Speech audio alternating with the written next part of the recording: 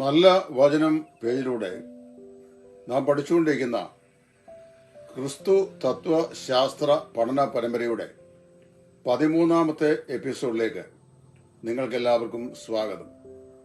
കഴിഞ്ഞ 12 എപ്പിസോഡിലായി കർത്താവായ യേശു ക്രിസ്തുവിന്റെ ആളത്വം, പ്രവർത്തനം ഇത്യാദി വിഷയങ്ങളെ സംബന്ധിച്ച് സമഗ്രമായ നിലയുള്ള പാഠങ്ങൾ പഠിക്കുവാൻ കർത്താവ് നമ്മെ സഹായിച്ചു. ഇന്ന് നമ്മൾ പഠിക്കാൻ പോകുന്നത് നമ്മുടെ കർത്താവായ യേശു ക്രിസ്തുവിന്റെ മനുഷ്യ പ്രകൃതിയെ സംബന്ധിച്ചാണ്. ഞാൻ മുമ്പ് ഒരു എപ്പിസോഡിൽ ഓർപ്പിച്ചല്ലോ, ക്രിസ്തു ഒരേ സമയത്ത് സമ്പൂർണനായ ദൈവവും സമ്പൂർണനായ മനുഷ്യനും ആയിരുന്നു. ഈ രണ്ട് പ്രകൃതങ്ങൾ ഒരു വ്യക്തിയിൽ എങ്ങനെയാണ് പരസ്പരം ഇടകലരാതെ ഒന്നിച്ച് അധിവസിക്കുന്നത് എന്നുള്ളത് ഒരു മർമ്മമായി ഇന്നും അവശേഷിക്കുന്നു. അപ്പോൾ തന്നെ വേദപുസ്തകം പഠിക്കുമ്പോൾ ഈ രണ്ട് പ്രകൃതങ്ങളും കർത്താവായ യേശു ക്രിസ്തുവിൽ ഇടകലരാതെ അതിന്റെ പൂർണ്ണതയിൽ സ്ഥിതി ചെയ്തിരുന്നു എന്ന് നമുക്ക് മനസ്സിലാക്കുവാൻ സാധിക്കുന്നുണ്ട്. മത്തായിയുടെ സുവിശേഷം 26:12 നാം വായിക്കുന്നു, പരിമള തൈലം അവന്റെ കാൽക്കൽ ഒഴിച്ച ഒരു സ്ത്രീയെ സംബന്ധിച്ച്. അവിടെ വായിക്കുമ്പോൾ അവന് ഒരു ശരീരമുണ്ടായിരുന്നു എന്നുള്ളതിന്റെ ഏറ്റവും വലിയ തെളിവാണത്. ഇവിടെ കർത്താവ് പറയുമ്പോൾ അവൾ എന്റെ ശവസംസ്കാരത്തിനായി ഇത് ചെയ്തിരിക്കുന്നു എന്ന് പറയുന്നു. തന്റെ ശരീരമായ ആ ദേവാലയത്തെ കുറിച്ചാണ് കർത്താവ് അവിടെ പറയുന്നത്. എബ്രായലേഖനം 2-ാം അധ്യായത്തിന്റെ 14-ാം വാക്യം വായിക്കുമ്പോൾ അവിടെ ഇപ്രകാരം രേഖപ്പെടുത്തിയിട്ടുണ്ട്, മക്കൾ ജഡരക്തങ്ങളോട് കൂടിയവർ ആകൊണ്ട് അവനും അവരെ പോലെ ജഡരക്തങ്ങളോട് കൂടിയവനായി മരണത്തിന്റെ അധിപതിയായിരുന്ന പിശാചിനെ ക്രൂശിൽ തറച്ച് ജീവപര്യന്തം മരണഭീതിയിൽ അടിമകളായിരുന്നവരെ വിടുവിച്ചു. നമ്മുടെ കർത്താവായ യേശു ക്രിസ്തു സാക്ഷാൽ ദൈവമായിരിക്കെ തന്നെ അവിടുന്ന് മനുഷ്യവേഷം പൂണ്ടുവെന്നും ആ മനുഷ്യ ശരീരം നമുക്ക് വേണ്ടിയാണ് ഈ ഭൂമിയിൽ കർത്താവ് സ്വീകരിച്ചത് എന്നും വളരെ വ്യക്തമായി പറഞ്ഞിട്ടുണ്ട്. എബ്രായർ 10:5 അപ്പോസ്തലൻ പറയുമ്പോൾ നീ എനിക്കൊരു ശരീരം ഒരുക്കിയിരിക്കുന്നുവല്ലോ എന്ന് പറയുന്നു.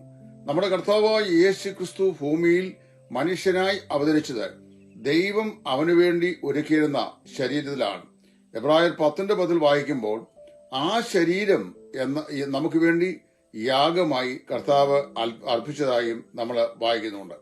ലൂക്കോസ് 24:39 അരിമത്യയിലെ യോസേപ്പിന്റെ കല്ലറയിൽ സംസ്കരിക്കപ്പെട്ട ആ ഭൗമ ശരീരം ഉയർത്തെഴുന്നേറ്റ് അവിടെ മറിയയ്ക്ക് പ്രത്യക്ഷനായി.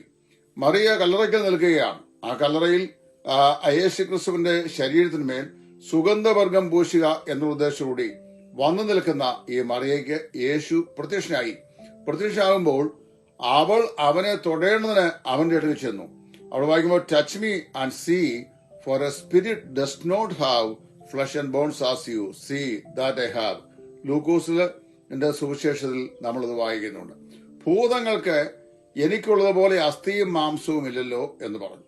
പുനരുദ്ധാനം ചെയ്ത ശരീരത്തിലും അത് മാംസശരീരമായിരുന്നു, എന്നാൽ അത് പാപത്തിന്റെ താഴ്ചയില്ലാത്തതും ഗ്ലോറിഫൈഡുമായിട്ടുള്ള ഒരു ശരീരമായിരുന്നു എന്ന് മാത്രമേ ഉള്ളൂ.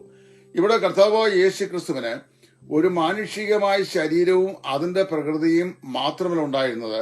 അവന് മറ്റുള്ള മാനുഷിക പ്രകൃതത്തിന്റെ എല്ലാ എസെൻഷ്യൽ പ്രകൃതങ്ങളും അനിവാര്യമായ പ്രകൃതങ്ങളും സ്വഭാവങ്ങളും കർത്താവായ യേശു ക്രിസ്തുവിന്റെ മനുഷ്യത്തിന് ഉണ്ടായിരുന്നു. അതായത് റാഷണാലിറ്റി, ചിന്താശക്തി യേശു ക്രിസ്തുവിന് ഉണ്ടായിരുന്നു.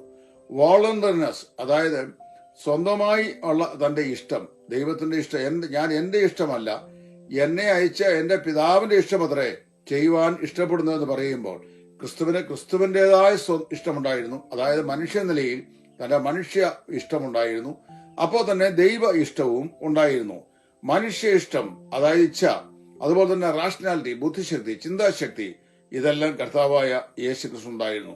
അതുപോലെ അവന് ഇച്ഛാശക്തി, അത് ചിന്താശക്തി, ഇന്റലിജൻസ്, പിന്നെ ഇതെല്ലാം ഉണ്ടായിരുന്നു എന്ന് വായിക്കുന്നുണ്ട്. വ്യക്തിത്വത്തിന്റെ അടിസ്ഥാന ഘടകങ്ങളാണ് ഇച്ഛാശക്തി, ചിന്താശക്തി, ബുദ്ധിശക്തി. ഇച്ഛാശക്തിയാണ് നല്ലതും തീയതും തിരഞ്ഞെടുക്കാനുള്ള സ്വാതന്ത്ര്യം നൽകുന്നത്. ചിന്താശക്തിയാണ് വസ്തുക്കളെ ചിന്തിക്കാനും മനസ്സിലാക്കുവാനും ഇടയാകുന്നത്. അതുപോലെ ബുദ്ധിശക്തി, ഇന്റലിജൻസ്, അത് മൂന്നും ഈ വാസ്തവത്തില് ആളത്വത്തിന്റെ അനിഷേധ്യമായിരിക്കുന്ന ഘടകങ്ങളാണ്. നമ്മുടെ കർത്താവായ യേശു ക്രിസ്തുവിന് ഒരു സോൾ, അതായത് ആത്മാവ് ഉണ്ടായിരുന്നു.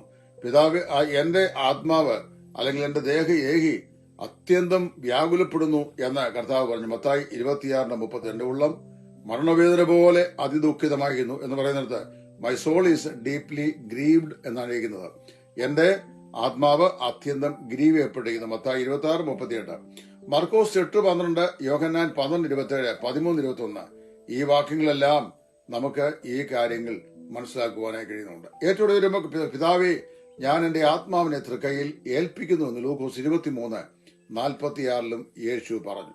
ഈ കാര്യങ്ങളെല്ലാം നമ്മൾ ഒന്നിച്ച് ചേർത്ത് വെച്ച് പഠിക്കുമ്പോൾ നമുക്ക് മനസ്സിലാക്കാൻ കഴിയുന്ന വിഷയം, കർത്താവായ യേശു ക്രിസ്തുവിന് നിശ്ചയമായും ഒരു മനുഷ്യ പ്രകൃതം അതിന്റെ സമ്പൂർണമായ ഭാവത്തിൽ അവനിൽ ഉണ്ടായിരുന്നു, കുടികൊണ്ടിരുന്നു എന്ന് ഉള്ള വിലയേറിയ സത്യമാണ്. നമുക്കിതിന്റെ ബാക്കി ഭാഗം ദൈവം വെച്ചാൽ അടുത്ത എപ്പിസോഡിൽ പഠിക്കാം. ദൈവം നിങ്ങളെ ഏവരെയും അനുഗ്രഹിക്കട്ടെ.